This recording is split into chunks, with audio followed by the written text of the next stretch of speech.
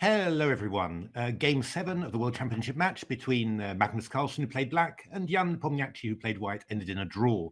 Magnus Carlsen is still leading 4-3.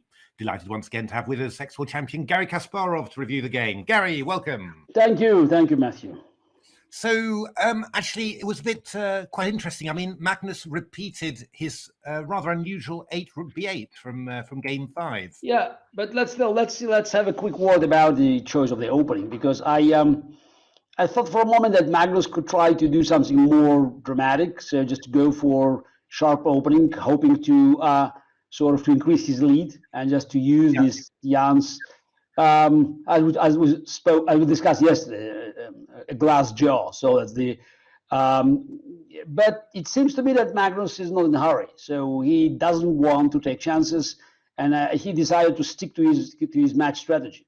So that's interesting. So very, very solid. Just one opening. It seems that Magnus is not going to depart from his rule opus.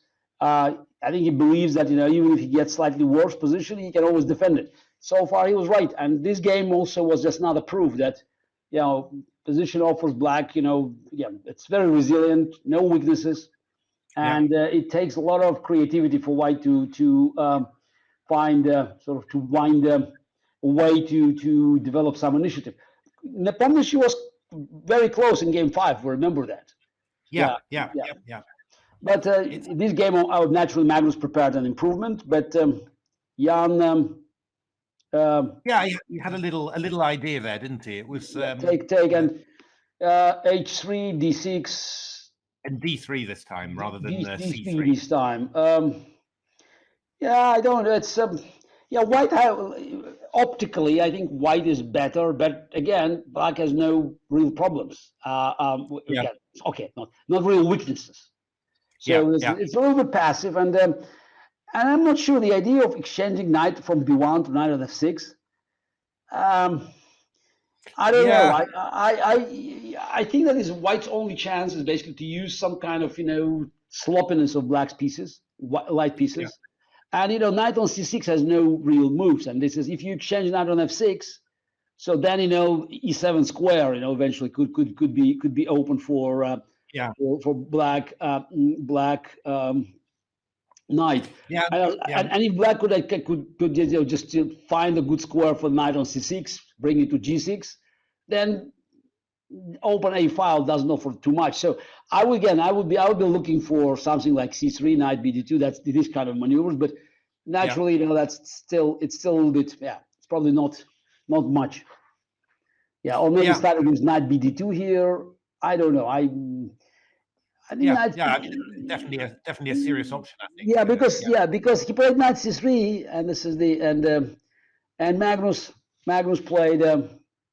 Magnus just played his stuff really. Exactly. He just makes his moves. That's solid stuff. Rook e8, knight d5, bishop f8. Yeah. And knight f6 was kind of surprising, but it's very surprising because it just basically gives a tempo. Why to do that? So you can play bishop e3 or c3. Am I correct? Yeah. I mean, bishop e3 or c3. Bishop e3 is most natural move. That's the way it seems to me. So I'm not sure it offers much, but at least it's natural. So I guess black could take on d5. Bishop takes d5, knight e7, still knight e7. I mean, bishop a7 is possible in these lines, but probably a little too much. I think somehow it's. I mean, knight d5. We were looking at this in the knight f4, but bishop is trapped. Bishop a7, c5. Yes. We will play c5. Yeah, that's right. And we thought this was probably going to be quite awkward for white in the long run. Yeah, so, because rook is 6 is right now. Rook is 6. Actually, rook e6 is very strong. We're looking at queen f6. Or bishop h3, queen d7. This is it's very dangerous. Yeah. So I mean, maybe black's got can do this somehow. But I wonder, still, just now, white can go back with a bishop, then c5. Yeah. Then c5. Yeah, this is always the idea.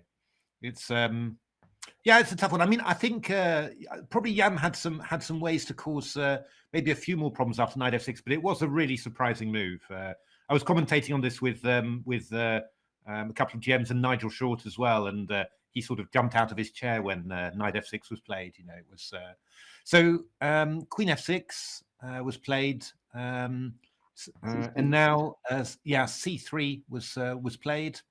Knight e7. I mean, we were looking at something like knight h2 maybe, which felt like it was might be interesting just to try and hit the queen on g4. Yeah, at least to attack the queen, yes. Yeah, or maybe even have rook e3 to f3. But I think bishop e6, knight g4, queen g6, and again, it's kind of hard to really think what white is going to follow up with next. It's maybe f4 maybe.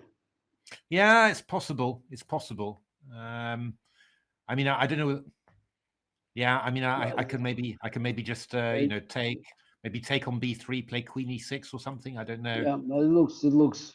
Then knight g6 after. Yeah. I don't know. Yeah, maybe you've got something, but it's kind of. Yeah, but here maybe I take and play rook a7, rook ac8, yes, and then knight a6. Yes, that's rook e8 and then knight c6. Next move, knight c6. Yeah. I'm always kind of in time and just covering you somehow. So, yeah. I don't know. I mean, it's it was quite. It's maybe there's a little, it's still probably a draw. Yeah. I mean, you've got to find some way of doing this. I mean, yeah, but the only critical moment was here. He played bishop e6. Yes. Yeah. I mean, now d4. I mean, why to play d4? Yeah, d4 was that's really going for that's really why not rook a6?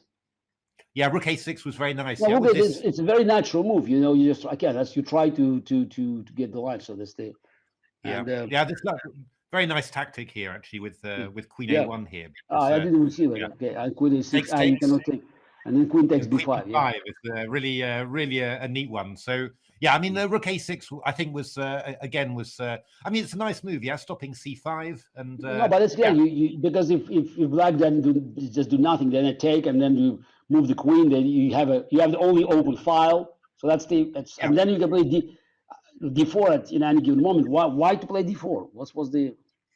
Because d4 basically open the central line and just rook e8 now. Now instead of using the fact that your rook is active and his rooks are passive, so he just opened e5. Yeah. And Magnus took on d4. Yeah, Magnus just played as you'd very expect, quickly. really. Take knight g6. And now probably rook ac1, I think that's the moment I switched on. Rook ac1 maybe offered a little bit of. Yeah, that's right. I mean, rook takes e4, rook c7. But at least rook e7 was rook c1. Yeah, rook ec1 or rook c6, I think, was another idea. It's sort of maybe a little something. Queen f5, maybe some move like this, just to keep control somehow. And I mean, I wouldn't have thought that. That would not be a problem for Magnus.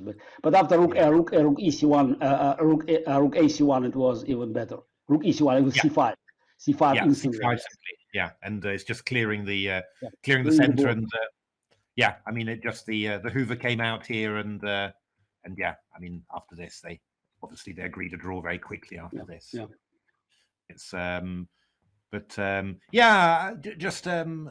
was a bit slightly frustrating. You felt maybe Jan had some ideas, but somehow not quite. Yeah, but look, but I think it's. I can imagine how difficult to play after this painful loss yesterday. It was a very long game, nearly 8 hours, and it was really frustrating.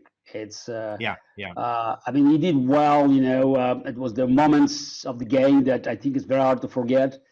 I bet you that he had difficulty of sleeping in the night because it's like bishop takes before. That could be a game changer, match changer. So that's Magnus was just one move short of having real challenge. Losing game 6 with white would be a big blow, considering the fact that Magnus is not creating many chances. So that's the. But at the end, Magnus showed his great technique, and given the chance, he hasn't missed it. Yeah, no, exactly.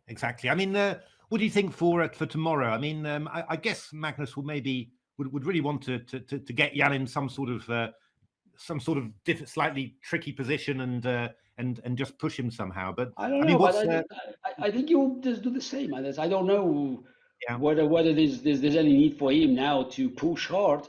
So he's 1 point ahead, and he feels comfortable with his long, games.